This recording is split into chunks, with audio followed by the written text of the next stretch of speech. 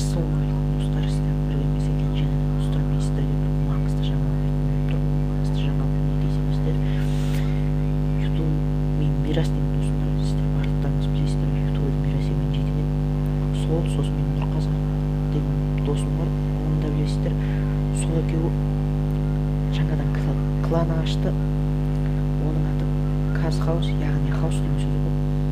Сондай хаус ашты және де достар, сол хауста Ақкеу екеуміз де бармыз, мен де бармын.